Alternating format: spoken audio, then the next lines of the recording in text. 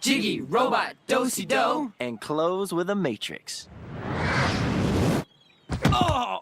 Whether you suffer from glaucoma or you just rented the Matrix, medical marijuana can make things fabulous. Huh? The redetoning? Is that any good? Good. I'm in it. I had a small speaking role. Mr. Leonard, how do you get in a movie? Ha! Classic Hollywood story. The director saw my photo in a medical book. Ribwitch Ribbit!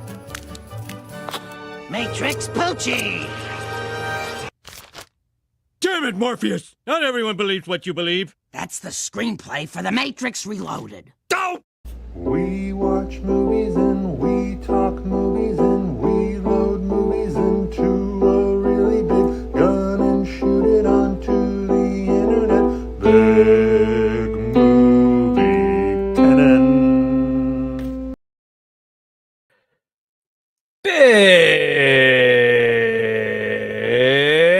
Big Movie Cannon. It's the Movie Marathon Podcast. Hi, Zach.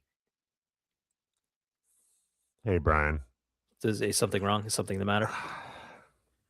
It's probably an off-air discussion, but fuck it.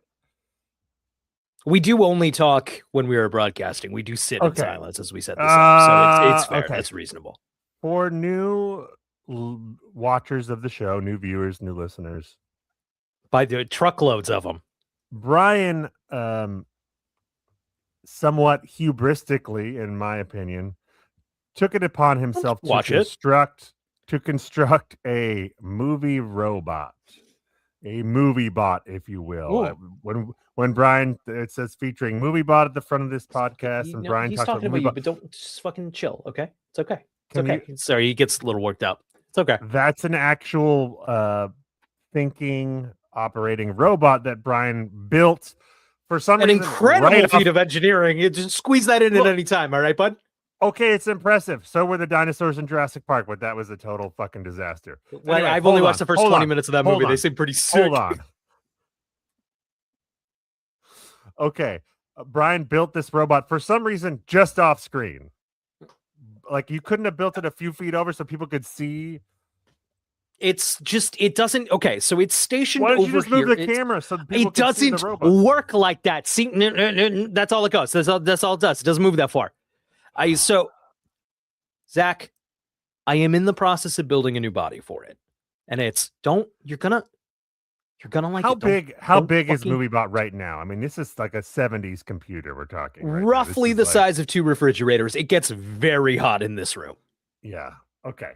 So my point in introducing MovieBot was to basically this is a robot that Brian has fed of DVDs, and so he has all the knowledge of movie history in his system, in his database. But I believe I made a request early on to you, Brian, and I'm concerned based on that Simpsons clip you opened with that you did not heed my warning. You did not respect my wishes.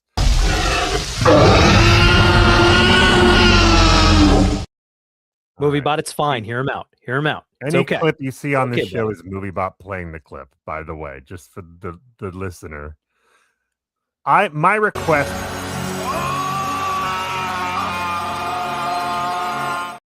MovieBot, let him talk. Why let is him MovieBot talk? so upset?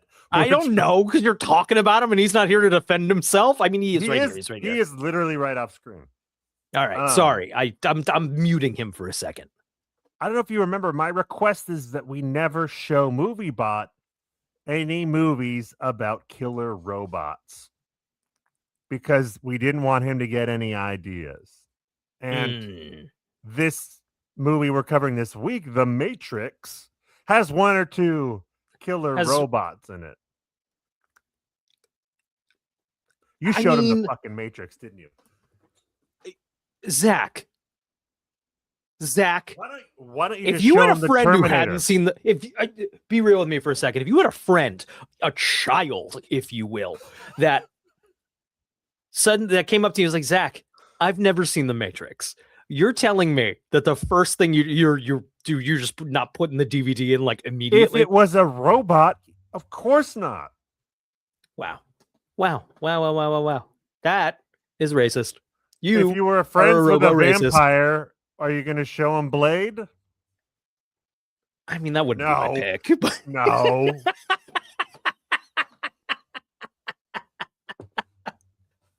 Look, I'm concerned. Look, I know MovieBot and I have had rough patches in the beginning. We've been okay lately. I'm not trying to start a fight with you, MovieBot. I just am concerned about he's too young to understand the nuances of the man-robot conflict in the Matrix. Groovy. See, he what seems is fine. groovy? They what seem does that fine. have to do I with think that makes a lot of sense. I think he's trying to extend an olive branch to you because I think you're way out of line. I think that was. Are you sure you gave him thousands of DVDs? Because we see a lot of the same clips on this show. Listen, I'm working on it. Right. Zach, what did we watch this week? We already said it a handful of times, and you can guess based on the background and when we said it last week. 1999's masterpiece, 1999's thunder-stealing masterpiece, The Matrix. How good is this fucking? This is the first inarguably great, almost perfect movie that we've covered on this show. I think so. It's like we've covered some good movies, but this is, of course we have. the one. We have. I think the top spots on several lists are potentially in danger, in jeopardy tonight. Even fucking sunglasses list. They gotta watch out now. Oh, be careful. Be careful. I think They Live's got a shot, but we'll talk about it. Oh no, it's gonna be a conversation, but yes. So I think it's funny it's The Matrix. Of course I love The Matrix. Great movie. Like, so excited to do it for this. Putting The Matrix on this afternoon was like, I've seen it 100 times, so like I got my Game Boy out and it's still like, you just slowly put it down and just like, man, this is a really good fucking movie. I mean, Keanu basically like looks into the camera and is like, put that fucking Game Boy down, Brian. Yes, sir. Yes, daddy. This movie smells like popcorn. And it does. It's interesting in the context of this marathon of having as the real button on the marathon, kind of the final say on this premise, taking all of the interesting stuff from the good movies and the meh movies that we've done in this marathon, aside from The Truman Show was kind of an outlier, doing something entirely different. But of the things that have been very straight line, this theme just eats its fucking lunch. Yeah, well, normally we have done, at least so far, we've been chronological in how we've watched the movies in our marathons. We won't always be that way, but we have been. And this time we swapped. 13th Floor technically came out a couple months after The Matrix, but we had to end on The Matrix because that was the end of this. That was it was the beginning of something new, and it was the end of this period. It's Joel Silver who produced it. I watched a featurette. Described it while on set. Movie hadn't come out yet. It's like, I think this is the first movie of the next century, and like, called shot. Yeah, can't argue. Oh gosh. Yeah. A real pivot point of I feel like movies are just there's before The Matrix and there's after The Matrix. And goddamn it, fucks, dude. I was looking into kind of the development of the movie, and it's what's also amazing, what absolutely wouldn't happen now, $60 million budget, so like higher mid now in the in the era of just absolutely exploded balloon budget. 60 million seems quaint. Yes, but still trusted to two directors. They had one small movie under their belt before this. Very good. Have you seen Bound? I have not seen Bound. I saw it for the first time in the last year, I think, and I was very impressed. I thought it was really good. Strong recommend.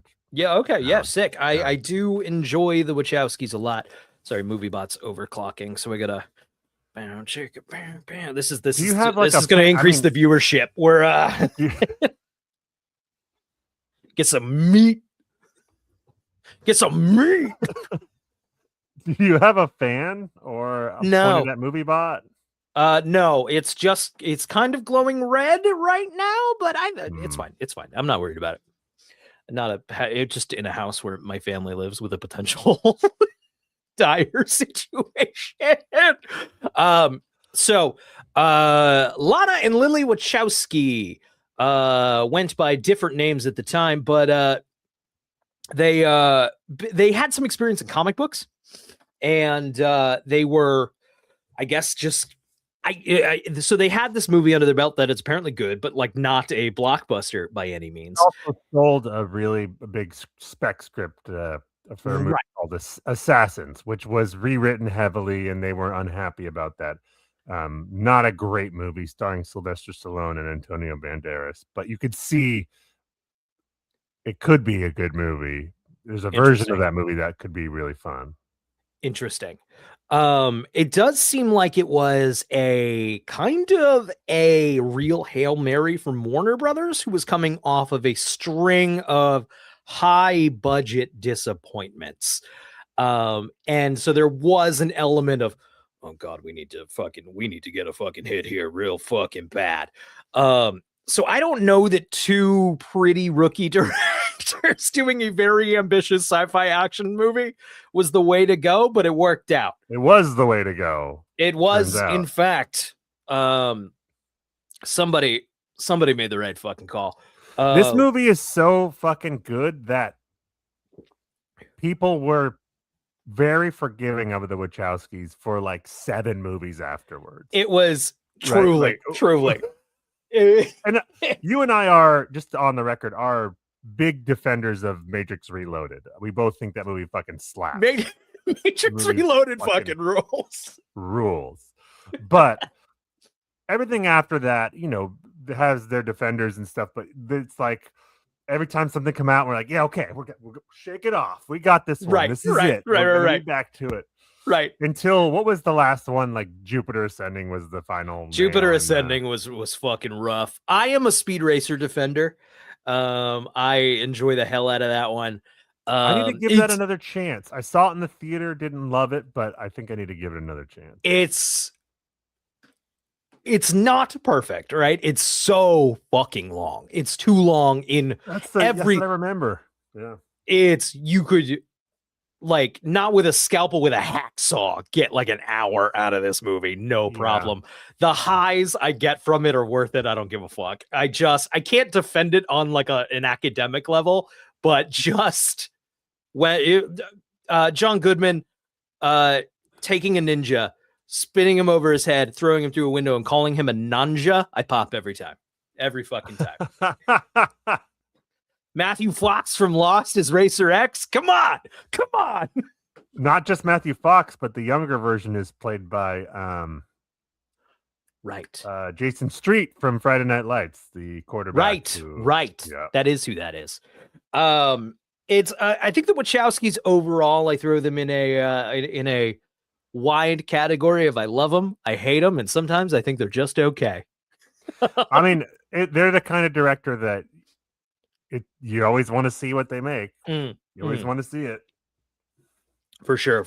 It's and it's so interesting that I think the success of this movie kind of took the guardrails off the rest of their filmography. Yeah. If anything, I mean, I imagine Warner Brothers was like, hey, if you make more Matrix movies, we'll give you a dump truck of cash and you can do whatever the fuck you want. Right. I mean, there's all right. An element of like, hey, could we cut like an hour out of Speed Racer? Fuck you, we made the Matrix. Like, we bought at least one of your houses. Yeah. You know what's interesting? While watching this movie, I was thinking, why weren't there 100 tie-in novels like with Star Wars? Why weren't there novelizations? And I looked into it, and it's because the Wachowskis said no novelizations. They didn't want anyone else interpreting their world. Yeah, interesting. So instead, they went mediocre video games. Which is, they did a bunch of tie-in shit for the sequels, but never books. never like novels that expanded the universe. Yeah. Which is interesting that even now, like that they're not really involved anymore. Like that Warner Brothers. I wonder if they own the rights to that or something. I don't know how that works, but Yeah, I you'd think there would be 100 tie-in novels by now. Right. My understanding with is whenever the new one was called Matrix Resurrections, which I appreciated more than liked. My understanding was that Warner Brothers was basically like, we're making another Matrix with or without you. So Lana Wachowski basically like, all right, let's see what Keanu's up to this week. And Yeah. like, Yeah, and they made a movie that was like, oh, you want another Matrix? And the movie's going to be about how you want another Matrix. right. Right. And that's, I thought that was great. And again, we talked about this last week, but it's just the action scenes were not good. And that's kind of a sin in a Matrix movie, in my opinion. Yeah. It's I do appreciate a moxie that comes with that was a Matrix sequel, huh? I don't think I wanted that from a Matrix sequel. Yeah. Fuck you. Yep, I love it. Yep. I appreciate that level of a fuck you. But back to this first movie, which is incredible. And I think, as the Wachowski kind of went off the rails in big, bold, beautiful, strange, messy ways. I think it's interesting the way they clearly had to play a lot nicer with Warner Brothers $60 million at this point. The directors abound had to take a few more notes, I guess. Of course, yeah. And as such, I think this movie threads an incredible needle of very heady concepts, especially in 1999. We've now seen The Matrix, so we're a little more accustomed to these ideas with that benefit.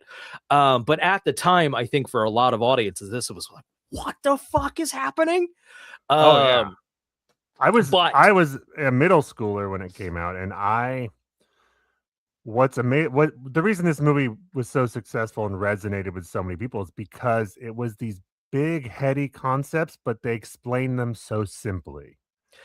As a middle schooler, I got it. And I was like, what if it is a simulation? Right. And I would say as a middle schooler, anything I didn't get or anything that just went over my head, some of the broader philosophical elements of like, it's all pretty simple stuff. It's all pretty freshman year philosophy stuff. But anything that went over my head didn't matter because Keanu's got machine guns. Right. And he's fucking doing the spinny thing. Like I was saying to you earlier, the first 45 minutes of this movie basically covers the entirety of what Dark City is. It's like we had Dark City in the first 45 minutes, but a little more fun. And then an hour and a half of just awesome, exciting action sequences. Speaking of that, the opening scene set piece of this, two facts about this. So my understanding is Warner Brothers was understandably hesitant to give the Wachowski $60 million for this movie. They started with $10 million. They used up that $10 million to do that opening sequence with Trinity. And basically they showed it to Warner Brothers was so stoked on it because how could you not be? Yeah. And that secured the rest of the budget of like, yep, fuck, make this fucking movie, dude. That's cool. And then I learned today to add insult to injury of what was Dark City 97? 98. 98. Okay, so even closer, just to like further spit in the eye of Dark City, Roger Ebert's beloved Dark City. That openings, the rooftop sequence in that opening set piece are on Dark City sets. Yeah, we did talk about that when we did the Dark City pod that they did use some of the same sets, but I didn't know it was the rooftop. That's yeah, got it. I yeah, Roger Ebert. Did you read that review, Brian? I skimmed it. He's like, yeah, it's good, but then instead of really ruminating on these heady concepts, it just gets us in action scenes, and I'm like, Raj, babe, like he's like the climax is not as exciting as the one in Dark City, and I'm like, you were the guy who went like this. I'm sorry, we just forwarded the medium of action films with like shit you've never fucking seen before, and like. Yeah. You know what's so dope about that? The bullet time thing? and I'm sure you know this, is that it's not a CGI thing. It's like they No. did like 50 cameras all around them taking pictures. And then Right. that's just so cool to me. That's so cool. I It love would- the old just school. why would you do that? Why would you do it like that? Why did you do it? And it was because it looks fucking sick, and everyone was like Yeah, that. it's So dope. that was the next 10 years was just all of pop culture going like, remember that sick fucking moment in that Yeah, fucking movie? it's in the original Spider-Man. He does a little Matrix dodgy Yes. of those like goblin bombs. Yes. I mean, I we also- have this movie to thank for the leather and sunglasses that permeated 2000s action movies. because it looked dope here. You know what's Do funny the though? It's- X-Men wear leather if this movie doesn't come out? No. Absolutely Don't not. I think don't know so, what they yeah. wear, but no, not in a million fucking years. It's purely this movie. This movie brought leather Yeah, into cyberpunk. Yeah. I was thinking about it just back to the opening. The opening hits you with that early shot, right? You get that Trinity kind of does that first early bullet time. And I thought that was such a smart, like, there's going to be that little tease of the money shot that gets you like, what the fuck is this? What's going on here? It's I have to assume that was I did not see this in theaters. I rented it when it came out on video. So it was already pretty like established into pop culture what was going on here. So I didn't get that fuck experience. Yeah, man. But my understanding, the marketing around it was very, what is the Matrix? It didn't Yes. super explain what was going on. Oh, I have to be honest with you. When they showed I first saw the trailer, I saw it a bunch of times because I would see movies all the time with my dad every weekend. And I was like, dude, he's doing Johnny Mnemonic again? He just did this fucking movie a few years ago. That's beautiful. That's I'm like, gorgeous. it just looks like Johnny Mnemonic. This looks stupid. I thought it looked stupid. And one of my friends is like, that movie looks dope. And I'm like, yeah, okay. I'm like, fucking how many seconds till Star Wars comes out? And then I saw The Matrix opening weekend with my dad and my brother. And I was like, oh my God. So this is my personality for the next. Yeah, exactly. And it did not dampen my love of Phantom Menace at all. So just for the record. There you go. I mean, no, it would take a couple of years. We talked about it before, but it would take a little bit before everyone was like, so that movie like wasn't great, right? You know what I noticed? This watch of The Matrix. Yes, it's longer than movies. A lot of movies were. It's 2 hours, 16 minutes, but it's economical. Oh, very yeah. economical. Not a wasted Particularly fucking with minute in this. Neo. Imagine if they made this movie today. We would get 2-3 scenes of setup and backstory with him. Yep. What's his life like? Showing right. us. I actually thought I also clocked this. Yeah. This movie, he wakes up, guy at the door, goes to the party, and then Trinity in one line tells you all you need to know about the guy, which is like, I know why you do this, and this. And then we're like, okay, got it. Know who this guy is. It's perfect. I also thought in the context of our marathon, how interesting it was to just start this character on. You know that feeling we all have? Yes. That something isn't right here? This guy's really chasing that. And that's it. Right. And he's not supposed to be like a character with a bunch of depth. He's an avatar for the audience, right? Obviously. Right. He's Luke. He is. The first 45 minutes of this movie, someone did the math here. He's got like 80 lines of dialogue, half of which are, fuck, what? Huh? Huh? Yeah. That thing's real. But the it's I was also thinking about Christopher Nolan a lot. We were talking about that. We were talking about him, I think, last week, and Inception especially, and the way that movie cannot explain its own rules with any sort of. It can't stop explaining its own rules. It's inelegant the way it keeps explaining its fucking. Like, it's not that fucking. It screams and they go down the fucking. I can get it. Have a beer. I can explain what's going on in Inception. The Matrix is like between the polars of Nolan's Inception and like David Lynch, like Mulholland Drive. We're like, we're not telling you anything. Nope. Figure it out or don't. I don't give a fuck. I have been thinking about David Lynch a lot lately, and how. Can you imagine if David Lynch made Inception? I mean, the action wouldn't be as good. But No, no, I love Inception and I love Mulholland Drive, but it would be like a weird fucking movie. I do think about watching David Lynch as a teenager versus watching it now, and thinking about. My head was always very plot centric. Like, what's the story here? And if I can put these pieces together, a coherent plot will come together, and it's just a secret, and it's in David Lynch's brain. And like, what's Mulholland Drive about? I don't know. I've been thinking about LA a lot. That's it. That's all that movie is, you know? I mean, it's. I think it's a masterpiece. It's great. I love that we'll have to do it on the Mulholland Drive episode sometime, but he had a TV pilot. And then someone was like, hey, if I give you some money, do you want to make it into a movie? And he's like, I don't know how to do that. Then he meditated and then he was like, I think I know how to do that. And then he made it into Mulholland Drive. Hell yeah. It's he's a painter, or was a painter. And like that makes a lot.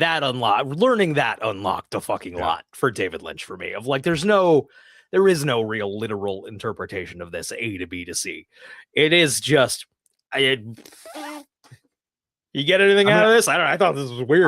I feel like I've heard him be like, I think it's pretty simple. I don't, like it is, and that's the thing. It is pretty simple. It's just I've been thinking about LA a lot. And Lost Highway is about how Patricia Arquette is so fucking hot you'll kill yourself twice. And it's about how oh god, why can't I remember his name? The guy who murdered his wife is a real creep. Pullman. No, and the guy who murdered his life in real life. Oh yeah. He plays the, what does he say? I'm at your home right now, or something like that? It's oh god, is it the little guy? That scene freaked me the fuck out when I saw that in high school. That's a scary movie. That's a scary movie. Yeah. Anyway, The Matrix. I had a thought and I lost it. So if we're talking about how economical the storytelling is, yes, and how they give you the proper tutorial, but they do it in a way that is fun and they do it quickly. It's like 3 scenes back to back to back, and then most of the scenes we're in the Matrix. We're seeing fun things. It's visual. It's exciting. There's a fight going on. Right. Or just have Lawrence Fishburne with his arms behind his back being the coolest motherfucker. And they're like, yes, tell me. I believe it. I believe anything you tell me. And what aside from the amazing action, what Dark City and 13th Floor are missing is the like, that would be fucking cool aspect, where it's like, oh, you want to learn how to fly a helicopter? Boom. Wouldn't that be sweet? Oh my God. What's the first thing you'd want downloaded into your brain? You can't ask me that on camera. No. No, as far as learning something? Yeah. Gosh, that's a great question. That's a good question. I'm going to put that on my end of show. At work, we have a whiteboard of the question of the week. That's going. Oh, that's good. There. That's good. That's a good one. Let's see. I was also thinking about how in some of the that first Morpheus exposition scene where you see the real world, he explains that the Matrix is set. We're actually in the future. The Matrix is set in 1999, basically like the height of human civilization. And damn, didn't they nail that one? And I'm like, I want to go into the 1999 simulation. I remember always the jokes with the whole like Joey Pants bit of like, fuck yeah, I'm doing the same thing. I'm staying in the goddamn Matrix. That looks like it sucks. If I have to come into the 2026 Matrix, I don't know, 1999 though. Give me in that pre 9/11. Like, I know there's a lot of modern conveniences, but we haven't gone nuts yet. Oh man, I think Lawrence Fishburne is the MVP of this movie. I think so too. He really you could see that character. I mean, it's I don't want to say it's cliche character, but it's a stock. It's a character. It's the mentor. It's the Obi-Wan wise, Yoda. It's inscrutable. Yeah. Exactly. But he does it in such a unique way, in such a striking way that commands your attention. Just the way he delivers lines. Yeah. And that's what's also so fucking great about this, just couching it in this crazy idea. Sorry, Is there was a that weird hissing noise in my apartment. snakes? Not snakes Yeah, again. it's like it's MovieBot doing something. Okay. It shouldn't be. I haven't implemented the snake the snake teleporting transmogrifier yet. That's coming in version 3 though. Lost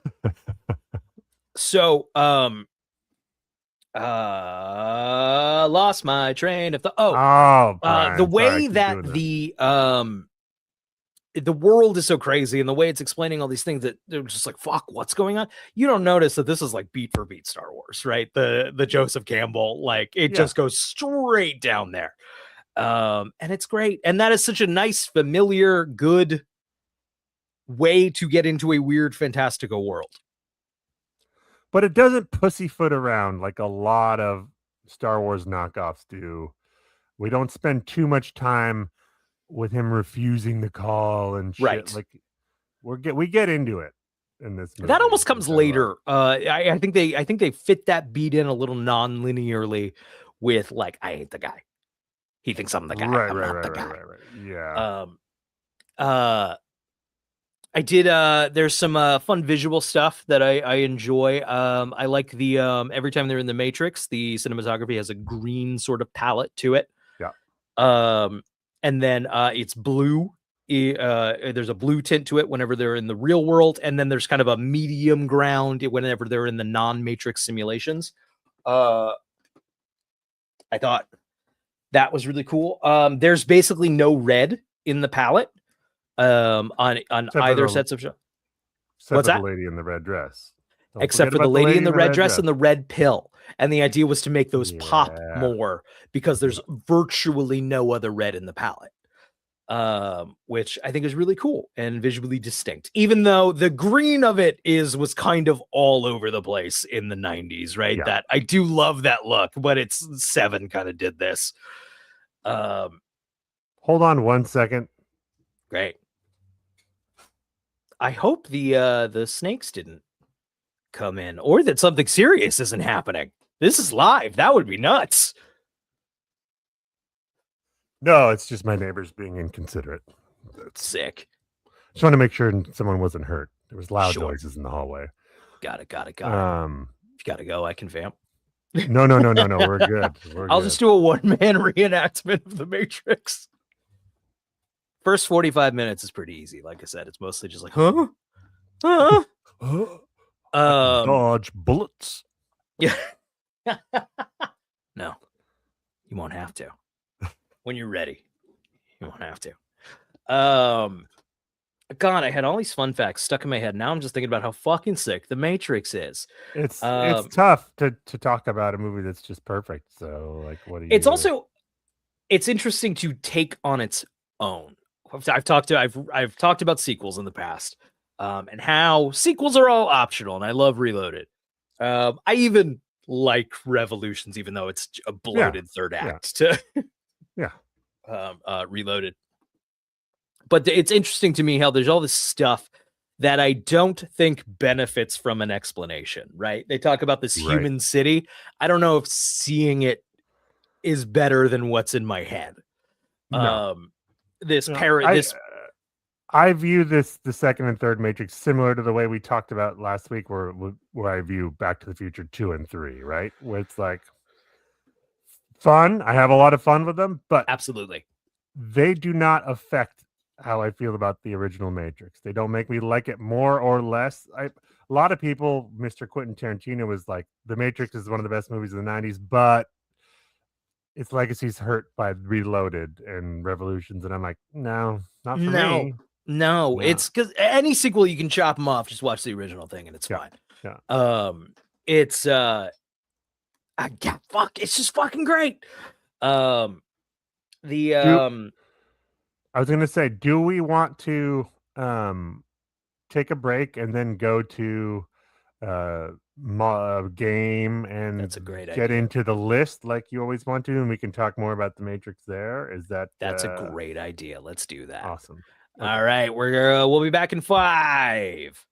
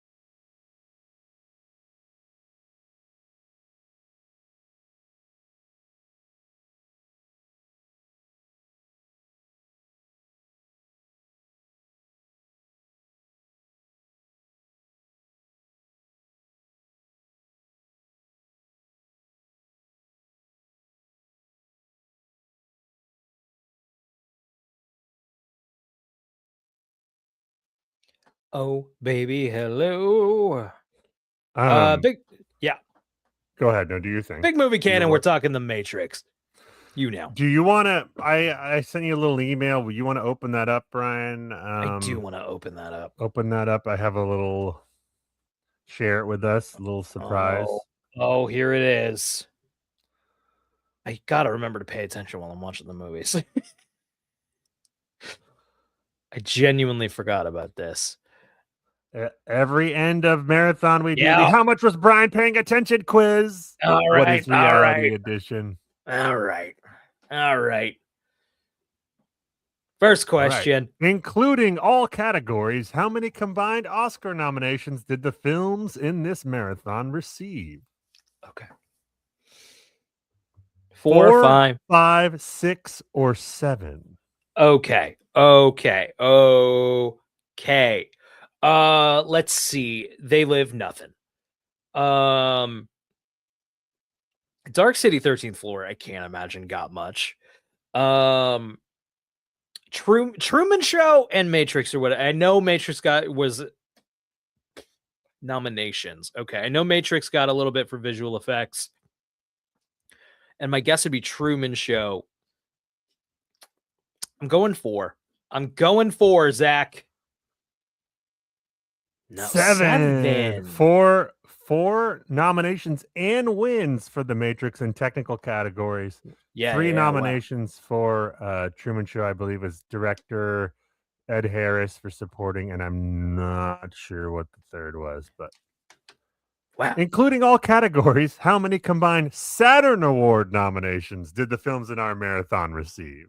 This is like the sci-fi genre awards. Right. 12, Okay. 17, 22, or 27. I'm gonna go 22. I'm gonna guess this is in the up there zone. Ding, ding, ding. There we go. Nice. That Four was a of the pure five guess. films. 4 of the 5 films in this marathon received Saturn Award nominations for Best Science Fiction Film, which is the only one that did not, and instead received a nomination for Best Fantasy Film. They Live, Dark City, The Truman Show, The Matrix, or The 13th Floor. Truman Show makes the most a sense. tough Everything one. else is pretty clean sci-fi. Can I just hear your reasoning? Honestly, it's not good reasoning. It's just that the Truman Show is more whimsical. Okay, interesting. That's the only thing I got going for me right now. You're right. Scared me. You scared me. No, I never would have in a million years put the Truman Show as a fantasy. You know, that though, blows my mind. Dark City's more fantasy than the you're Truman right. Show. I'm very into like old shitty like fantasy paperbacks, right? And the genre, anything that was fantastical, including science fiction, was fantasy. Sci-fi as a term came later.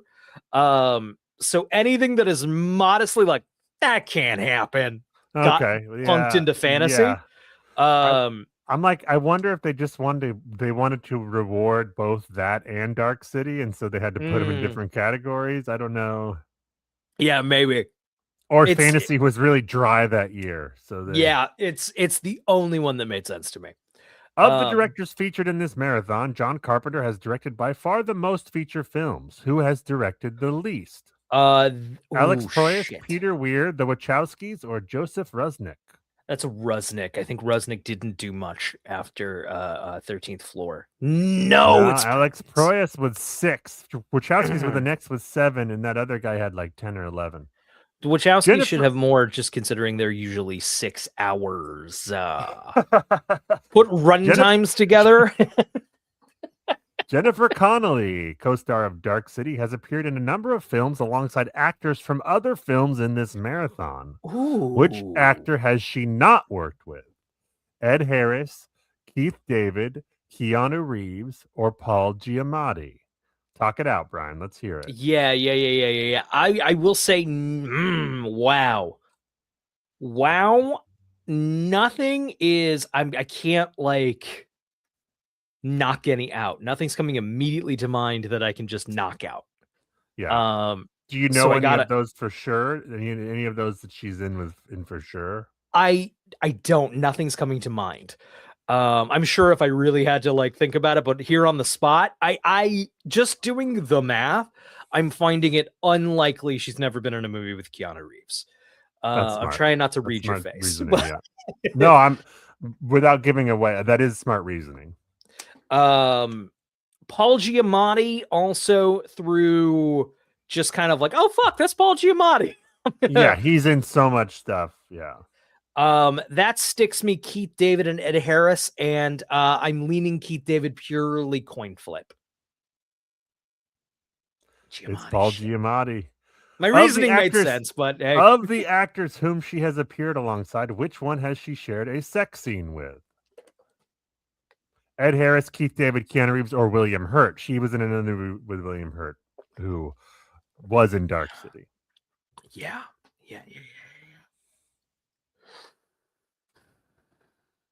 Talk it out. They're both attractive. My gut says Keanu.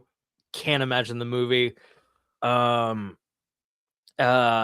said, of an era of a lot of old dudes, I truly do not know. God, I love how this is framed as paying attention. Like I've done a bad job for not. That Brian.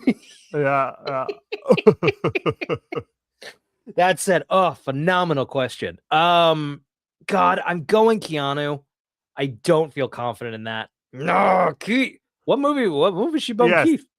Not only was my choice so wrong, she said a sex scene with Keith David. She doesn't bone Keith David. She's in the sex scene with him. It's a little movie you might have seen called Requiem for a Dream. Never seen it. Know the scene. But I've never seen it. The scene. Okay. Yes, he is the proprietor of the business that she is working for in that scene. Got it. He is amongst the crowd of onlookers. I was in high school in the 2000s. I know the scene. Yeah.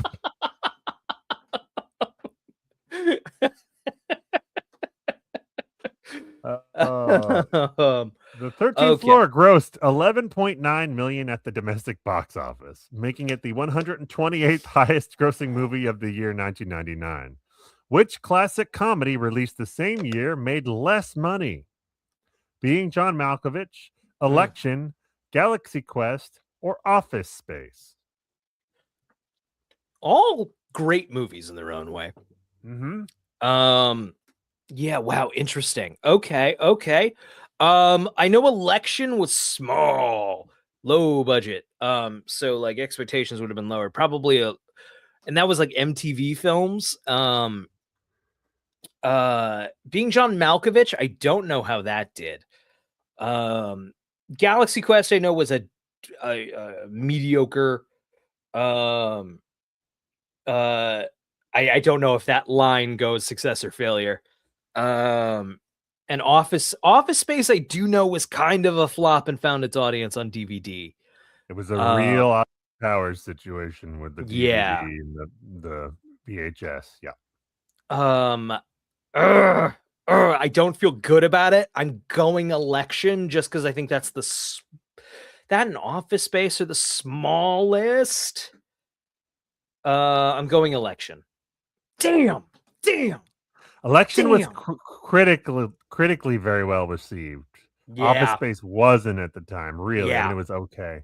Which is funny. I randomly caught that on TV semi-recently. It holds up. It's great. Office Space? So yeah. Good. Released on Memorial Day weekend, 1999, for some reason, the 13th floor came in 5th at the domestic box office. Which film released weeks prior did not gross more than it? So all these films were released prior to that, and all but one grossed more than it in its opening weekend. Okay. Entrapment, The Matrix, The Mummy, or Star Wars Episode 1, The Phantom Menace. Gosh golly. So obviously you got 3 movies here that were huge successes. Yep. I don't know about it. I know Entrapment. I haven't seen it. I'll tell you, it was moderately success. It wasn't a bomb. Okay. So where I'm stuck is like, did The Mummy, for example, have like a super long fucking tail? And so it still is hanging on, but Memorial Day. I'm doing what month is Memorial Day in? September? The end of May. May. May. Okay. So that doesn't strike me as Star Wars. Star Wars, I think, is still. I'm pretty safely that one's still making money. It's like a week or two after Star Wars came out. So yeah. it's Okay. still, Okay. yeah. That's still. When was The Matrix? I thought that was August, but I definitely could be wrong. No, The Matrix was March. Wow, a lot earlier than I. Oh, so that's a long fucking time. Well, I mean, not. Yeah, it long. is. No, The Mummy was the first weekend of May. And Entrapment, I think, was at the end of April or something. I'm not sure. Oh! So let me tell you something, though, Brian. Matrix was one spot below 13th floor by like $700,000. So those And movies then were in the the next theaters at week- the same fucking the time. next Jesus week- Christ. The next week, Matrix was one ahead of 13th floor. Oh my God. So the Because second obviously, week- like, should we go see second 13th week, floor? 13th Fuck that. Go floor. see The Matrix again. It got outgrossed by the like 11th week of the Matrix. Do I go see Aside- the Yeah, no, you don't. Do I go see the 13th floor, or do I get all the good stuff of 13th floor in the first 45 minutes and then get to watch a sick fucking action adventure? Yeah. Aside from The Matrix, every movie in this marathon runs less than 1 hour and 45 minutes. Which, God, that's amazing. Which of them Yeah. is the shortest at 1 hour and 33 minutes? I They feel Live, mostly Dark City, The Truman Show, or The 13th Floor? I feel semi-confident, possibly falsely, that this is They Live. Yeah. Ding, ding, ding. Good I job, clocked Brian. They Live as like, this is a short fucking movie that's beautiful. Letterboxd users rate movies on a 5-star scale. What is the average user rating for all movies in this marathon? 3.2, 3.4, 3.6, or 3.8? Great question. All mostly Letterbox darlings. I don't think there's a 13th floor, maybe, but even that has some like some healthy Letterbox defenders based on my scrolling. Dark City is a darling. You got a lot of like 5-star people like this is actually the good one. They're wrong. It's fine. It's fine. It's a 3-star. It's a perfectly acceptable 3-star. Yeah, yeah. Gotcha. Matrix is 5. A lot of 5s. Truman Show's a lot of 5s. 3.6. Good This batch. is- It's a popular a batch real of good- movies on Letterboxd. Compared to our horror marathon, which I also was beloved by us, that was like 2 point something for Yeah. average. I gotta start paying attention to those fucking Letterboxd reviews. They Live was based on the short story 8 o'clock in the morning, and The 13th Floor was based on the novel Ooh. Simulacron 3. Both came out in the 1960s. Which was first? Great cue. My gut is going the short. I don't have a lot to back that up.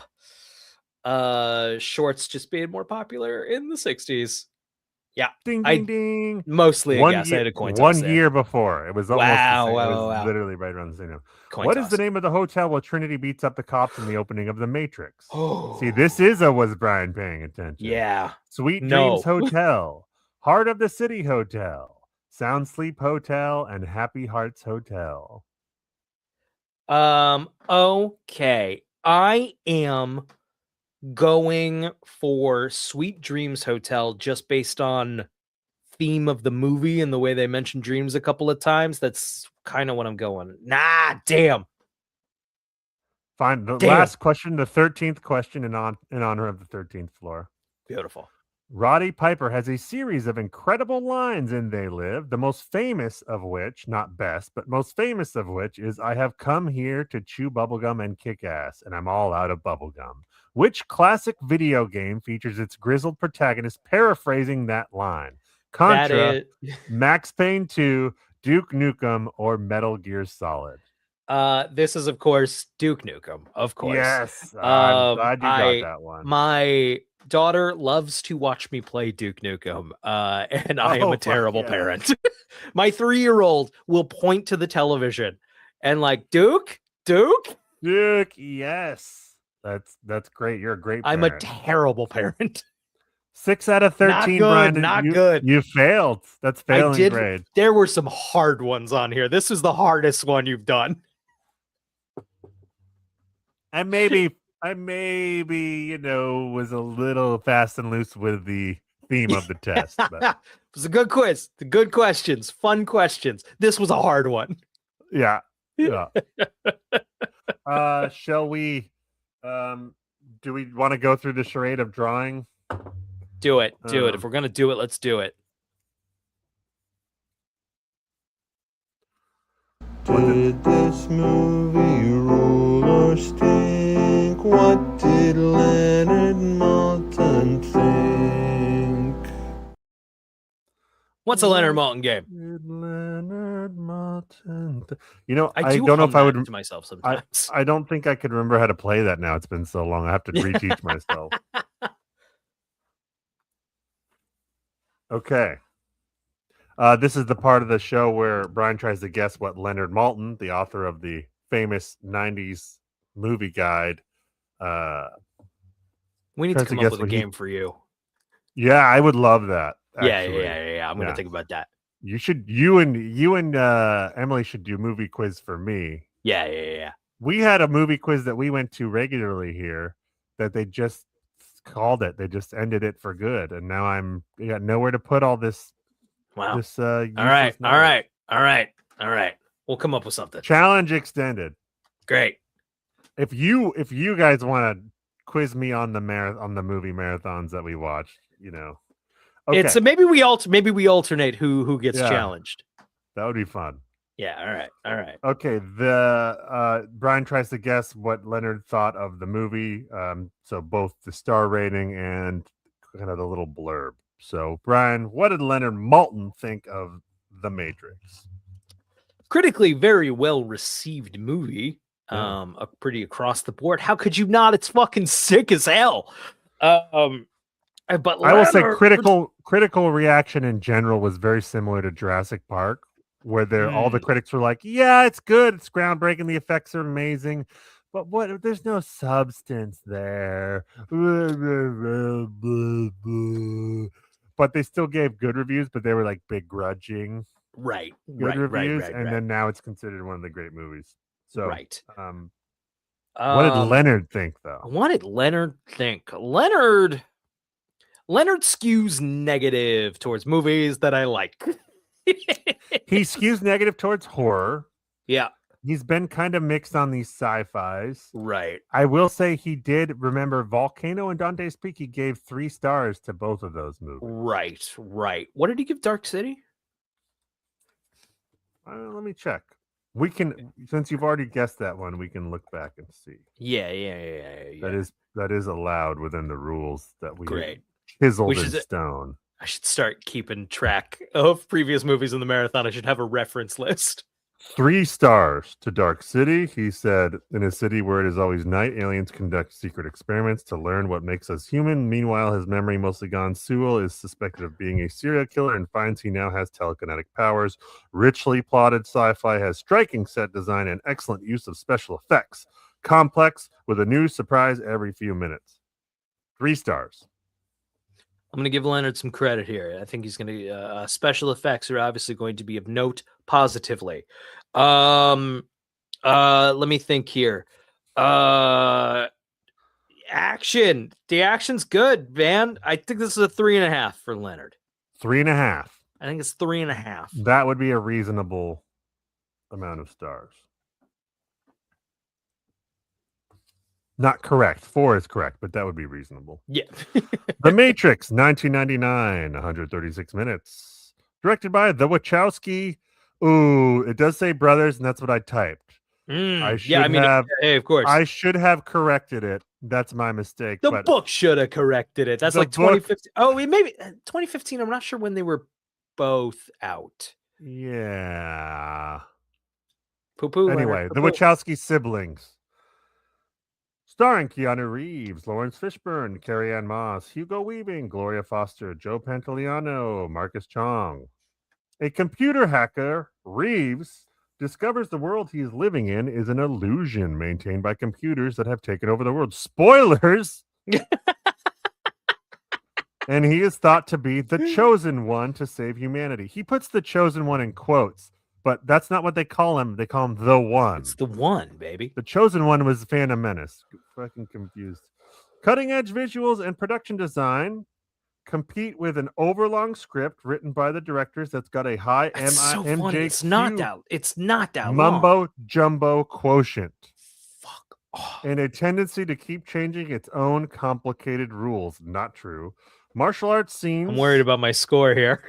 Staged by Yan Wo Ping are highlights. Oscar winner for film editing, sound effects editing, and visual effects, followed by The Matrix Reloaded and the DVD collection of animated shorts, The Animatrix, 2.5 stars. Leonard.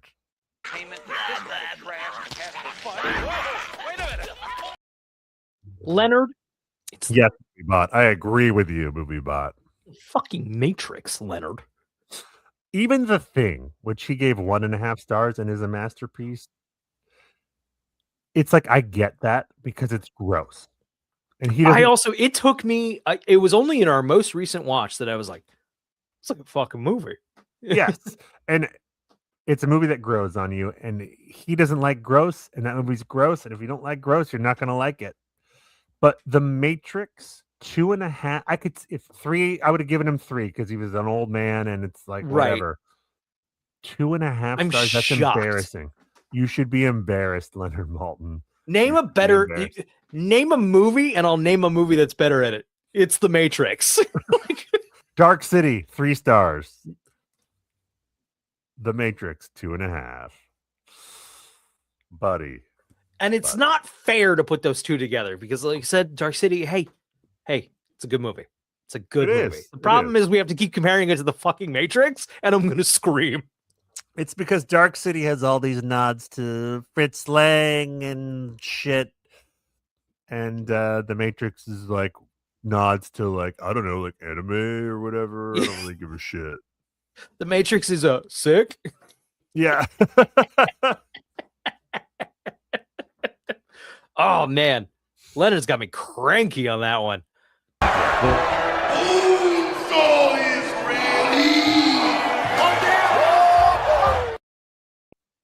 That's MovieBot implying that he's going to Macho Man Randy Savage MovieBot Leonard's is ass. really. We need to check on his circuits or something. It all makes complete complete sense. Based on the roughly 10 clips that he has available in his short-term memory. It's great. All right. Okay. All right. The clipping mechanism is due for a refresh. Are you fucking loud and clear? Loud and clear. Let's fucking pull the lists up. I mean, unless you want to give him a voice or something, which I don't necessarily think is a good idea. I don't think he's ready for that. Yeah. All right. We got to log this movie. There will be no debate tonight about how many stars to give this movie, I assume. Boom, assume we're on the same page. Yep. Booyah, baby.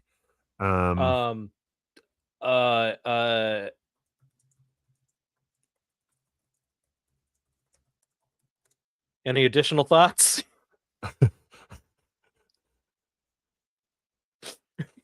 Yeah. And the 13th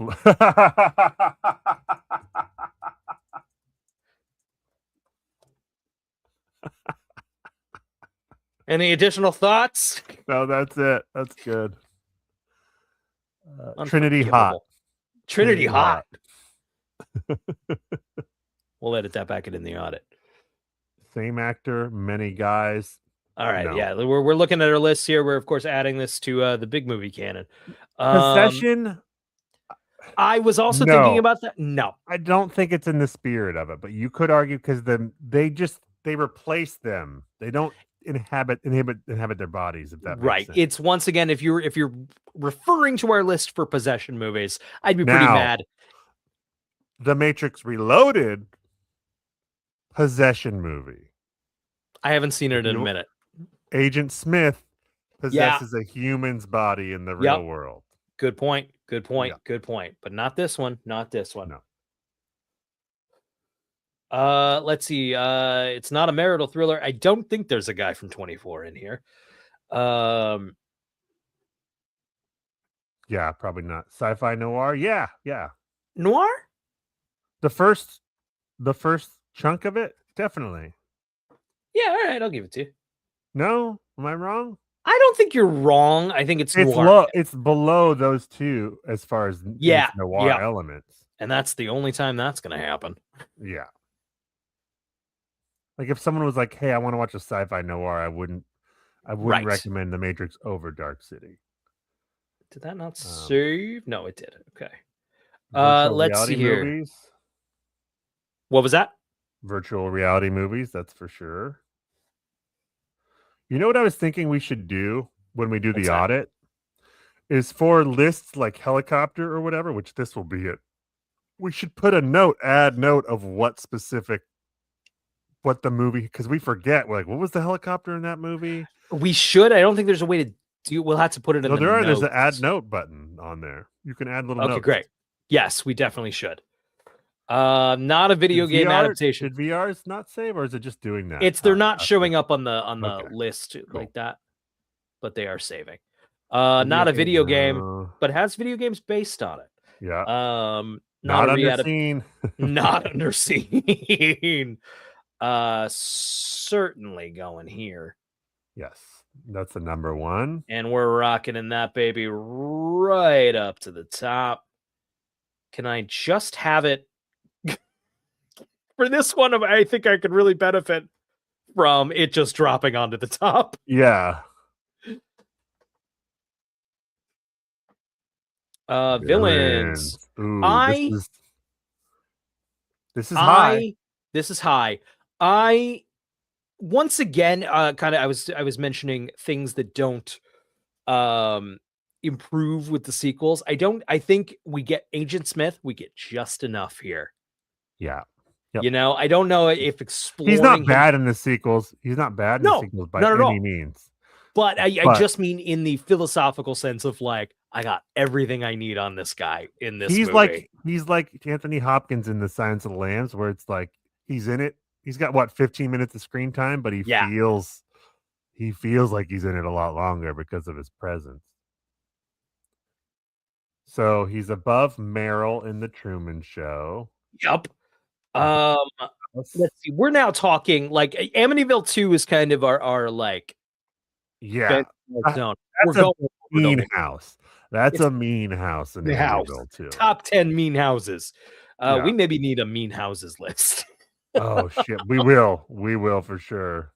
But like we're officially in like iconic villain territory, like quotable iconic villain. So that I think Dawn of the Dead is iconic because it's zombies, but it's diluted by the fact that there are 1 million zombie movies. It was the first really to do it that way. But I would still say, and it's above. I'm sorry, it's above Sleepaway Camp. I fully agree. I don't know that this will stay here forever, but right now. Oh yeah, no, yeah. For now, this is. I love this idea that just the quick hint that we get that Agent Smith's been in the Matrix for a while and fucking hates it. It's everyone kind of hates this system. Well, it's great because the most of the movie, it's the three guys and they kind of blend together. I mean, he has the most presence, but then it's the reveal that like, no, I'm not like the other ones, man. I want fucking out of here. Yes. I want out. Oh, I love it. And then is that not kind of how it feels now of just like no one likes what we're doing, right? No one likes this. Yeah. And certain people are benefiting from it or still working to maintain it, but no one likes it. This place. It's the smell. Real 1-2 punch with Elrond and Agent Smith. Good decade for Hugo Weaving, I think. in Oh, yeah. I large thought you said franchise Elron. fantasy. I'm like, he played L. Ron Hubbard in a movie? I thought that was Philip Seymour Hoffman. Yeah, oh man, 2003 when he was in the Matrix sequels and the Lord of the Rings movies, right around. It was like all Hugo all the time, baby. Yeah. I don't think there are titles in this film. It does the code, and then the Matrix flies at you. Does that count? Are we talking credits or titles? We have to decide this because one day we'll cover Star Wars, and we really need to know. Yeah, Should we? This is the audit. This in separate lists. This is an audit thing. I don't think by the metric I've been considering this, the Matrix goes on here, but we may need to figure that out. What about this? Fucking titles and then fucking title. Title. That's it. That's it. Titles is like we get names and shit, and title is we just get the title of the movie. Yeah. I like that. Let's remember that for the audit. The audit is next week. I don't know what that show is going to be exactly. We might need some games to break it up. But it's going to be this, Brian, what we're doing literally right now. Fictional TV shows. No Moon. Did you catch on in the Oracle's waiting room with all those kids? One of them is watching a movie with giant rabbits running around. I did not catch that. I want to know what an excuse to watch The Matrix again. I'm sure we could find out online. Moon movies, no. I'm a serious actor now, no. Ed Harris, unfortunately, not. Giamatti. Reuse scores, no. Jim Carrey character name and then John Matrix. The Matrix is like the fourth like a character. John Matrix, the character from Commando, is not in the Matrix. So movie where the name of another character from another movie is the title for this movie. So I don't know if this is interesting. When it came out, it wasn't super political commentary, but now it is. If that makes sense. Yeah, my gut says this doesn't count. I will say there is the element of the war between men and robots where we scorched the sky and we did all this to fight them, like the kind of self-assured, mutual assured destruction. There's a little tinge of it there, but I don't think it's strong overly enough. Political. No. I mean, and it's an interesting movie also, right? Of like, there can be it because it is such a broad myth in a sci-fi action movie. You can take it in a lot of directions that the Wachowskis may or may not have intended. Should we change the name of this category to social commentary? Because I'm okay. I don't know. Or are those two different things? Because social commentary, this would qualify, no? A little bit of social commentary about the drab matrix we all live in and, I like it. Different from it. I like it. Let's do it. And then if the audit next week, we're like, what the fuck were we talking about? Yeah. I mean, by that metric, certainly more. Well, no, it's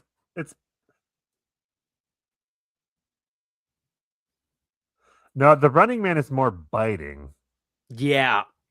The Matrix is very earnest about it, which is okay. That's commentary, though. Right. I don't know, man. I don't know. I'm gonna, for the sake, let's think about it. Let's take this one back in the audit. Okay. Just because I don't know. I need to think about it. Not a comedy. Hey, sound off in the comments. Yes. Please help us out. If you are someone who watches this show occasionally, please be there for the audit to help us with. We need all two of you. Yes. Okay. I would certainly say conspiracy. Yes, it is a conspiracy. You're 100% right. I was just trying to think. We didn't say 13th floor was because it wasn't really. It's not. No, but this is like Dark City where there's malicious forces. Right. I think it's ahead of the other ones. This is this is a major conspiracy. I guess so. Right? I might argue. I'm not actually sure why the Truman Show is over They Live. Considering most people except one guy know what's going Right, on. but it's a conspiracy against this one guy by all these fucking people. I guess so. But They Live has more of a political unit that is trying to hide You're something. right. You're right. That's one for the audit as well. Yeah. All right, let's leave that there. I mean, yeah, that's what the audit is for. But I agree with you. We need to take a hard look at that. It's just a conversation needs to be had. What do you think about the score? Once again, this is you. Great score. Yeah. A lot of music, pre-existing music, but also the score itself is really good. Great Rage Against the Machine needle drop at the end there. I rented the film from Amazon and it immediately autoplayed another movie during the song hadn't wrapped up yet. I'm like, I fucking hate that. I rented this movie. Yeah, I paid exactly. $3.99 for this movie. Play the fucking movie. You fucking assholes. Why I got my Blu-rays, baby. This is really all your category. Tell me when to stop. Yeah, I will. Oh, I don't know if we can put it above They Live. That's that dumb. Yeah, The Matrix is obviously more well known and it's a fantastic, but They Live's got the John Carpenter. Yeah. I agree. Not a fictional city, just sort of a unnamed city. Zion. Not in the film. Mentioned. Are we just getting for mentioning? It's going to be rock bottom for being mentioned. Major plot point, though. I'll put it there. It's going rock bottom, though. That's fine. But I could also argue that the unnamed city in the Matrix is a fictional city. I guess that's fair. Sort of like the city in 7 that you don't know where they're at. Sure. Because Dark City doesn't have a name, does it? It's just a dark city. The Dark City. Yeah, but that's a whole constructed set. It's there are hints. It does use real Chicago street names where the Wachowskis I'll give you this. I think either interpretation that Matrix would be below both of those. So I think so. I don't think there's a boat in this movie.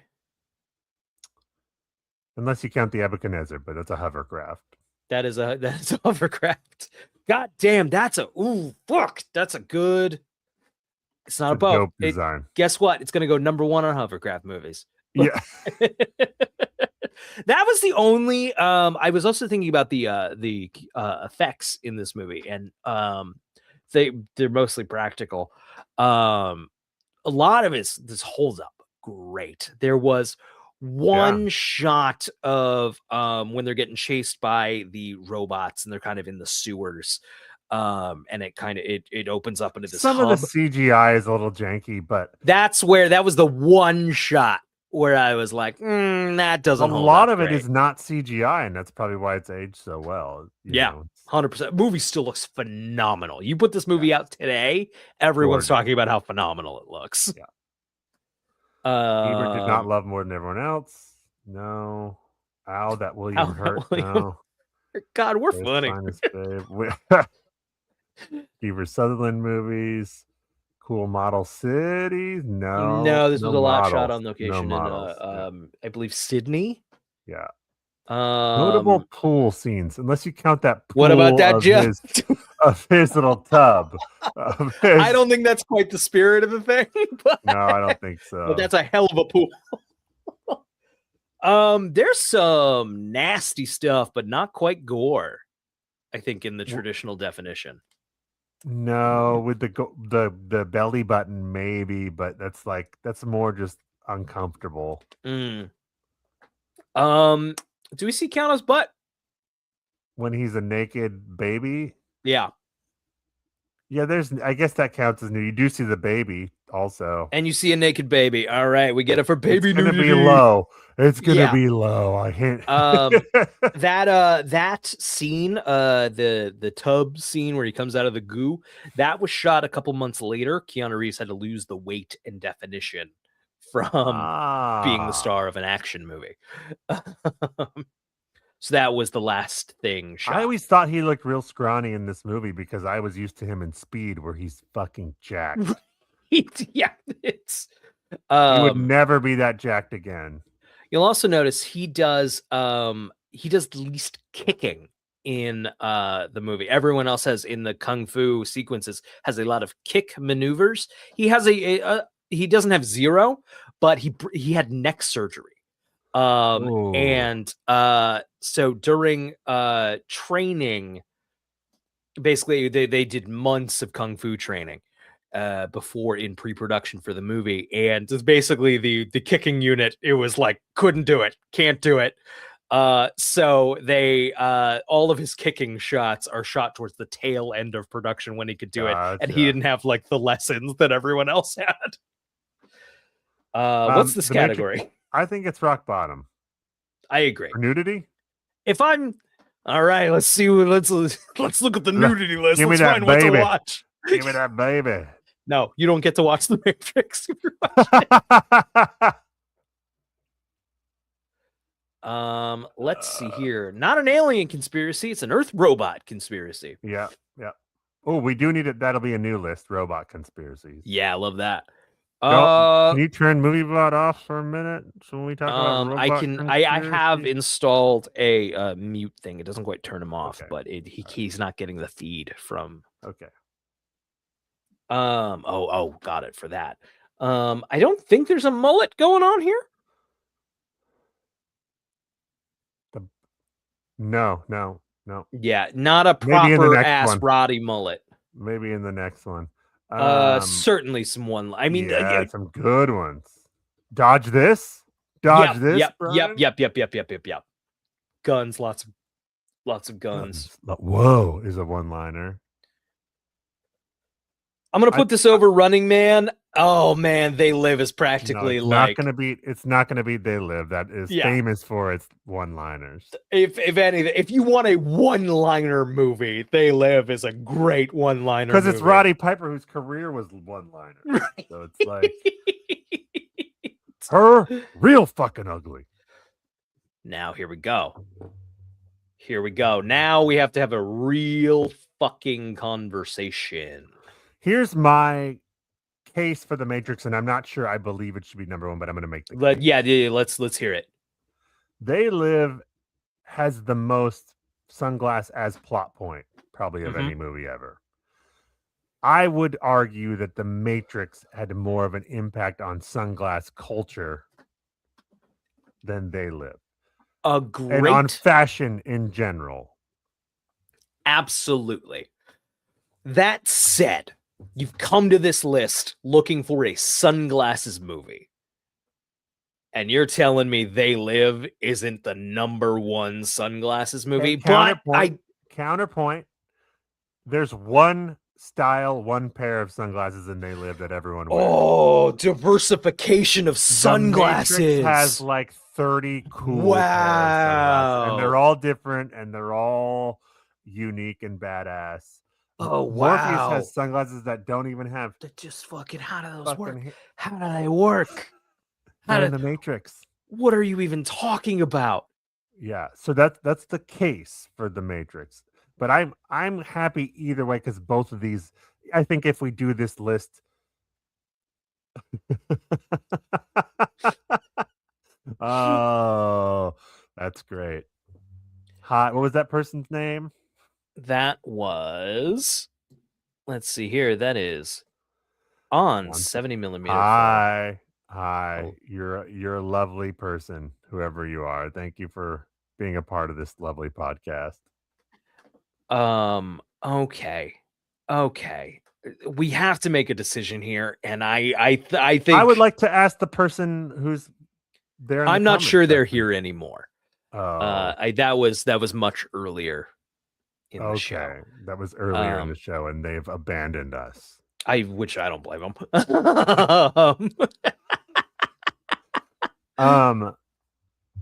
See, here's the thing: if we do 100 movies, and there's 100 more sunglasses movies on this list, these are still probably going to be 1 and 2. You're absolutely right, and I Right?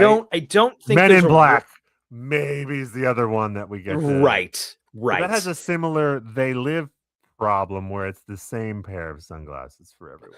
But Also, I will, and this is another point for the Matrix.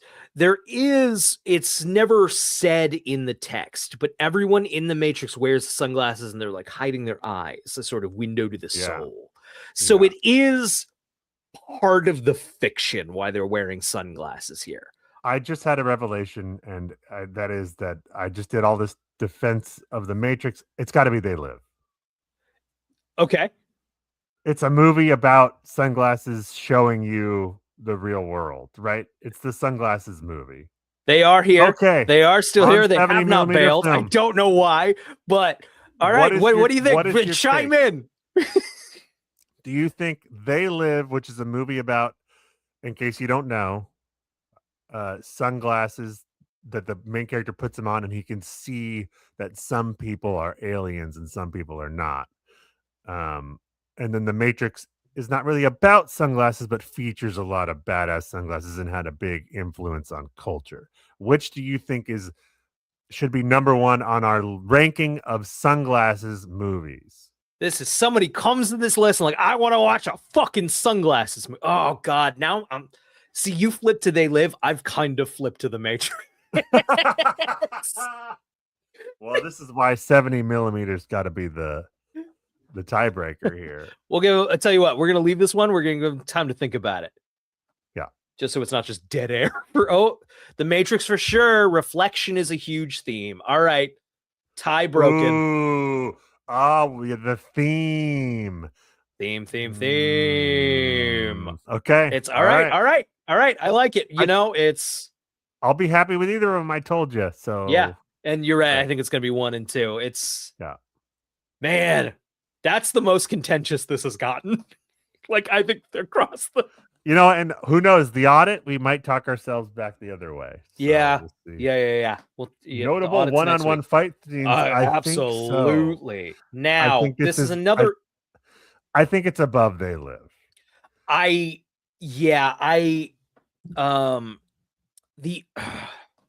love They Live. And for the sheer I agree. I agree with you. Of doing a 7-minute fight scene like that. Right. But The Matrix has Morpheus versus Agent Smith. The Matrix has Neo versus Morpheus. The Matrix has Neo versus Agent Smith, and they're all fucking dope. Months of choreography, you know. Whereas no disrespect to the They Live fight scene. No disrespect. I think that was Roddy calling stuff, Right. He was like, yeah, okay, this is what we're gonna do next. It was this guy's trading punches, right? Cheap shots. Right. This is kind of what The Matrix does. If you were to make a list of greatest fight scenes of all time, these would both be on there. Like if it's a top 10, this is another one where they're both going to be really high when we finish this project when we're both robots in 2040 million. 2040. I said that like that's going to be really far. 2240. It might be sooner than you think. It's even though I was devil's advocating for They Live, I do think it's Matrix Runaway. No wrestlers in this movie. This movie would have benefited from some wrestlers. It's already a 5-star movie. It don't need more. We can't give it 6 stars. Helicopter movies. It might be 1. It's up there with Dawn of the Dead. It's going right up there. Absolutely. Okay, so we're talking now a helicopter that's pretty integral to the plot versus one of the sickest fucking action scenes. Maybe in the 90s. Then she loads the how to do it, how to fly it. I think it's The Matrix. Yeah. You want a cool you want a cool fucking helicopter scene. It's where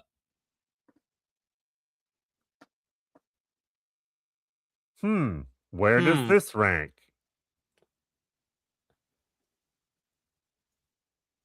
Yeah, I can't say They Live wasn't going to hold down this fort forever. No. We haven't done an action I marathon will say yet. there is a world where The Matrix is not going to be the highest on the list because of action. But if we do sci-fi action as a separate category, it's Yeah. like T2 and The Matrix. T2's already kind of in trouble, or T2 might rock it up.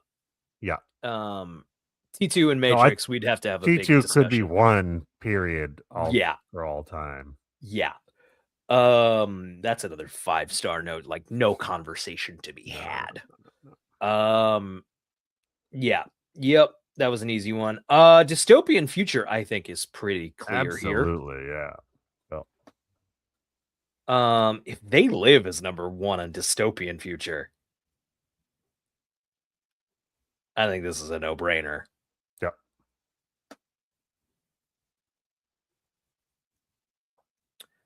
Is there a good fall? Yes. Neo, when he tries to jump across the simulation and he falls and he gets spit back out. Yup.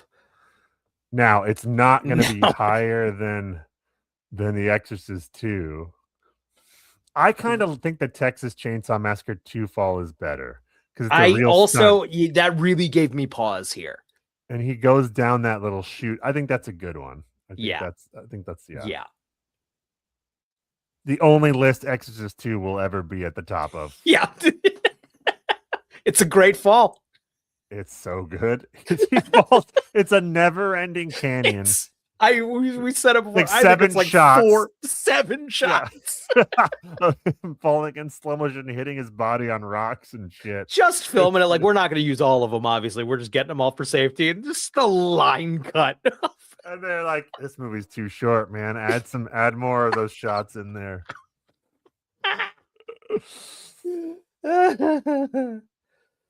No. Okay.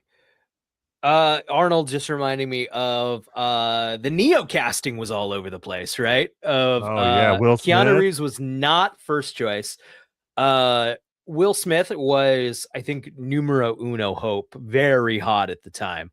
I think it would have been a good movie with him, but not as good, but it would have been good. I think it would have been. I see no reason why Will Smith wouldn't have done a great job in it. It's that character's different. If Will Smith plays him, he would have been a little more of a smart ass, right? Yeah. Mix that with he has said it was like, yeah, I made a mistake. I would have loved that money. He has a YouTube video where he kind of explained the whole thing. It's like, you have to understand this from my perspective. These two dweebs walk in and talk nonsense. Yeah. Just say so cool, bro. Yeah. Just say nonsense words at me. And to his then credit, he's like, yeah, it wouldn't have been The Matrix if I was in it. Right. He wouldn't have gotten that movie. So Nicolas Cage also said no. Brad Pitt also said no. Wow, I didn't know Nick. I'm surprised. Nick Cage is the most surprising no. Yeah. Yeah, exactly. You know who Val Kilmer would have been Morpheus if Will Smith was doing it, apparently. I mean, I do want to see those, just out of curiosity. Like, I'd love to step into those alternate universes with replace mine, not to replace my 5-star perfect movie Matrix, but like just let me see. I do not want to see the Charlton Heston Jaws. No, don't even touch that movie at all. Get your stinking teeth off me, you damn dirty shark. No, take it back. I want to see that now. What is a Planet Hollywood movie again? A movie that stars one of the 3 founders of Planet Hollywood: Arnold Schwarzenegger, Bruce Willis, or Sylvester Stallone. Got it. Gnarly. Yeah, nothing quite in the spirit of that list. No. I mean, the guy gets electrocuted, but it's not really I guess you see the little, the scarring from him getting shocked. I don't think that counts. Not a notable knife fight that I remember. No. Neo is a secret badass, right? He has to get it all uploaded into him. But he's he doesn't the know one. how to. He's the one. It's innately That's in him. not the same as it's a random Messiah. That's I mean, if we do Right. I think Passion you're of the right. Christ, Secret is badass. Secret badass is a guy who he knows he's a secret badass, but no one else does, and he's right. keeping Do it a we? secret. He's Does pretending to just be a any cook main or some character who shit. finds themselves out of their ordinary No, situation you're right. You're qualify right. as a secret badass? It's not a military movie. The second one and the third one are more military than this. Yeah, that I would have more of a conversation about.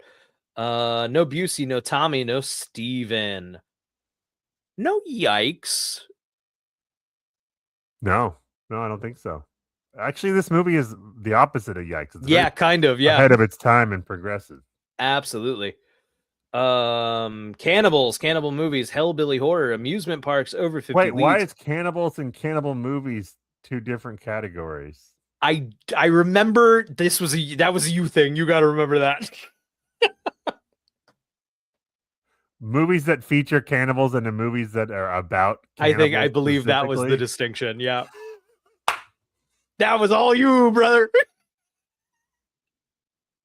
This show is so stupid.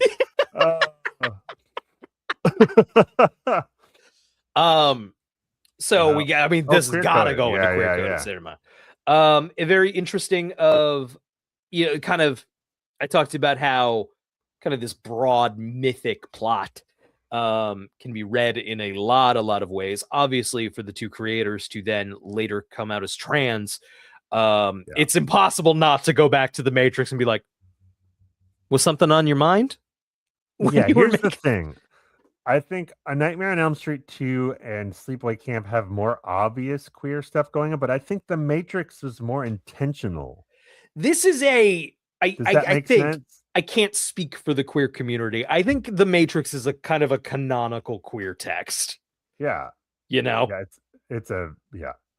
And I think given that the two filmmakers ended up transitioning, I think there's a lot more intention in that. Whereas Right. A Nightmare on Elm Street and Sleepaway Camp I don't think were made by people Right. necessarily with that intent. Although the main actor in A Nightmare on Elm Street Part 2 was gay.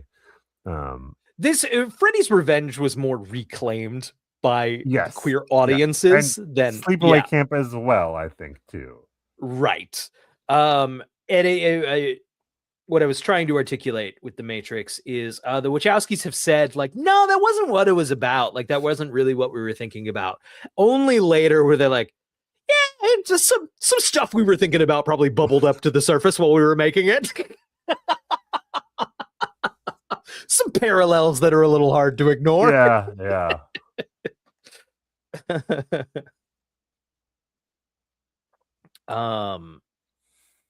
No Italian. Nothing you notable Super you Mario named that Galaxy. one. Yeah. You named I'll that claim one. that one all day. No clue Gulager, but how great would that be? Incest, yuck. Stop it. I mean, can we get a special mention here for the fact that Keanu Reeves and Carrie Ann Moss look fucking identical in this movie? That's more in the queer coded. Yeah. End of the world. I think we No, need to. It's dystopian. It's post end of the world, right? Right. This The is world has to be actively ending. Yeah, I think so. Movies. All right. Okay. We got to add new categories. New categories. I think sci-fi action should be its own category. That's going to be Matrix at number uno. They They live. Running Man. Right. Both Running Man. Both Running Mans. I'm just going to do this in the order they're going down. Yeah. Yep.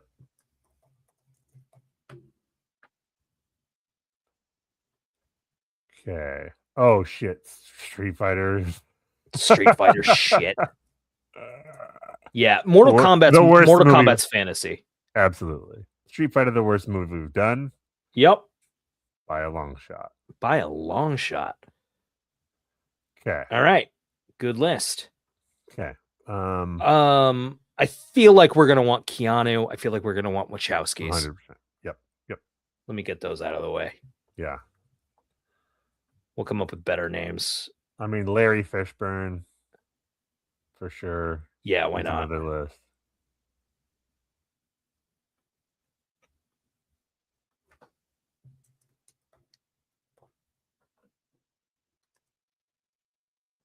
This list is the list of lists is going to get fucking untenable. I know. I don't quite know how we're going to fix that, but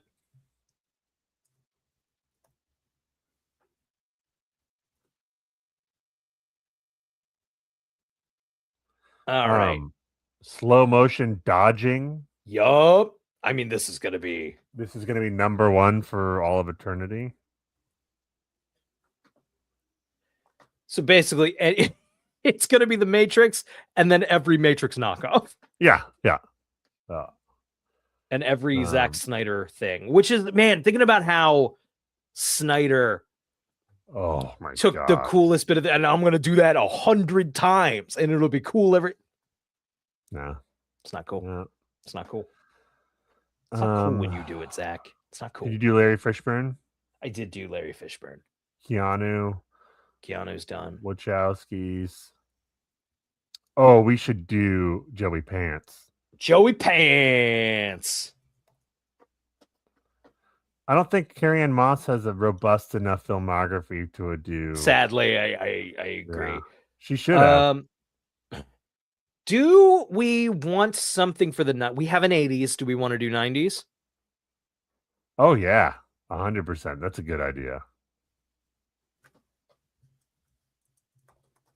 Oh, I got one. I'm gonna let's see here. Street Fighter is 90s. Is Sleepaway Camp? No. 83. Okay. No, it's gonna be all the movies in this marathon. Sorry, new list for 90s. For no, oh, yeah, that's right. That's right. All the movies except for They Live, and then Mortal Kombat as well. Right.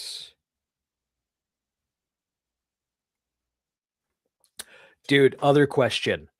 1999, famously good movie year. Should we just rank the movies from 1999? 100%. Though, 100%. Does that need its own list? Yeah, it'd be a good list to have. Okay, great. I think so. Let's see here. What else do we need to add?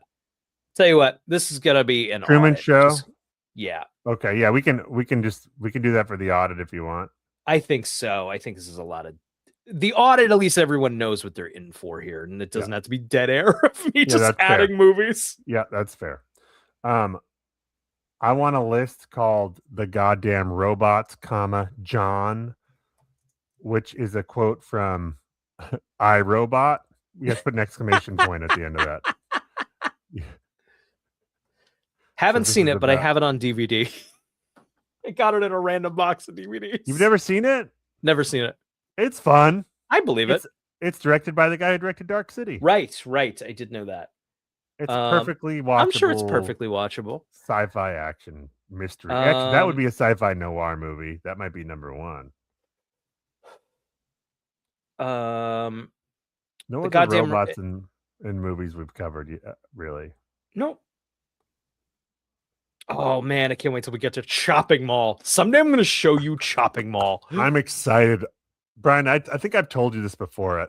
I walked in on my stepdad, not walked in, like walked past the living room when he was watching that once, and I watched a few minutes with him, and I never could figure out what the movie was for years. And I was like, I want to watch that fucking robot movie. The robots killing teenagers.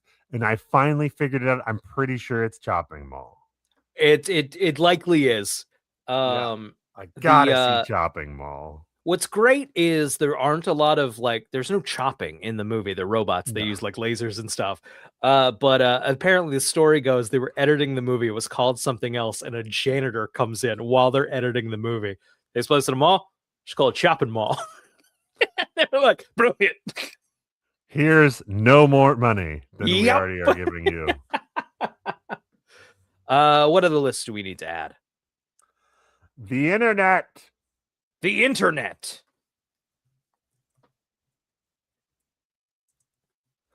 Should it be? Hackers. Yeah, I was gonna say, should it be the internet is scary? The internet is Or scary. no. I think that's good because it's not always going to be about scary. I think we. Just I need guess to- you're right. Yeah, this is just basically this is like '90s early aughts hacker movie type things. The net. the right. World Wide Web. Web / the net / hackers.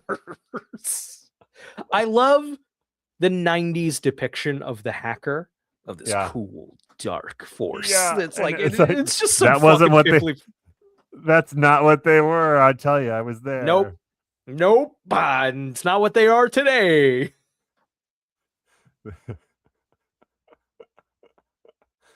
Okay. There is a clip from a show called Ghost Rider, from the 90s, a kid's show, and it's Julia. Who was the Save the Last Dance woman? Julia Styles. It's a young Julia Stiles who plays a young hacker in this elementary school. And do you ride with the Council Cowboys in cyberspace? Oh wow! I have to get the clip. It's fantastic. Put it into MovieBot so MovieBot can use I'm gonna put it into MovieBot. That's where we're gonna. I'll show it at the end of the show. Put it into him. How about villain monologue? Love that. Well, should we call it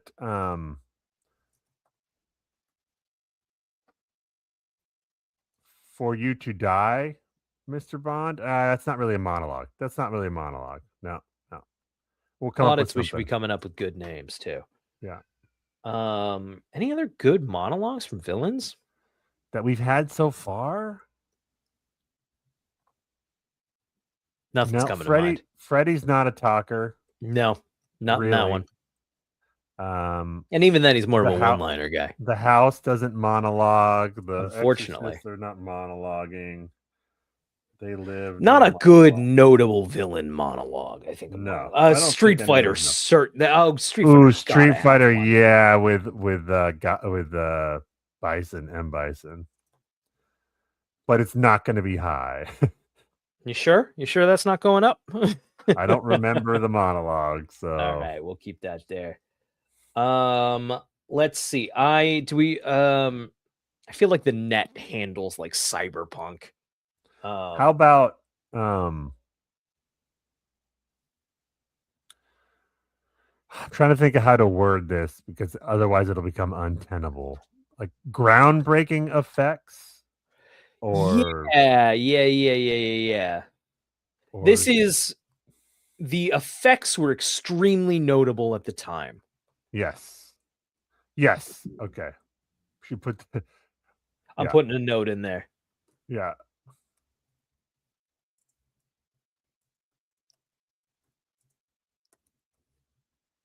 At the time of release. There we go. Yeah. I like that. Ernest? No. Hmm. Mm. I feel pretty good. Hovercrafts. Hovercrafts. Should we also do we have to do this, but should we also do sci-fi ships? I like that. I like Because that. it is kind of like the interior of a spaceship, basically. I feel Yeah, like it yeah. could be Sci-fi ships. I mean, I would put this on, when it eventually we'll cover a Star Trek movie and like we'll want Yeah. this. It certainly belongs in conversation with the Millennium Falcon and the Enterprise and all Yeah, that exactly. stuff. Perfect. It's not gonna. It's not going Well, into once the space. Millennium Falcon's on here, it's fucking over. Yeah, forget it. Forget it. All right. It's there. We could probably come up with more. It's 2:11 over here, and Oh, we're gonna fuck. add Yeah, this to the. It's all good. We can add new lists in the audit. Yes, we absolutely can, and probably should. Okay. There was a way to search lists. Doesn't it? Oh yeah, never mind. Yeah. Ranking of the movies, baby. Ranking of the movies. Number Here one. we go. I mean, yeah, it's really there ain't much of a conversation to be had here.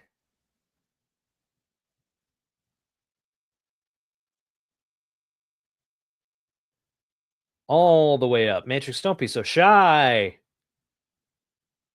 All the way up to the top, baby. That's where you go. Booyah. Number one with a bullet. This is our first 5-star. Yeah, it is. Wow, First wow. 5-star of the official movie canon pod. Yes. Our trial run that no one's ever heard. We had a couple 5 stars, but that's true. We'll revisit those at some point. Hell yeah, we've done it. Look at us. Vamp for a minute while I pull up the clip I want to close on. next week we are going to, instead of doing our seeing double or starting a new marathon, we're going to do this aforementioned audit. And if you're thinking to yourself, why would I want to watch a whole episode of that last little bit that is always so boring? It won't be. We're going to be talking about random shit, and it won't just be us going, okay, let me move this. I mean, there will be some of that, but inevitably we'll make it fun. It'll be good. All right, everybody. Thank you for watching. We'll catch you next time. Next week, we'll be and here. Thank you for helping tip the scales 70 millimeter on that. Thank you. We would have talked. We would still be talking about that. Movie Bot, can you pull up that clip? Do you know anything about hackers? Can you jam with the console cowboys in cyberspace? What? Ever read Neuromancer? Huh? Ever experienced the new wave? Next wave? Dream wave? Or cyberpunk? I didn't think so. I'll handle the hacker stories. Yeah, I guess you should. We should learn about all this hacker stuff. In there. It's a world where you're judged by what you say and think, not by what you look like. A world where curiosity and imagination equals power. We need more paper. Let's go, people. Work with me here. Work with me. Good night, everybody.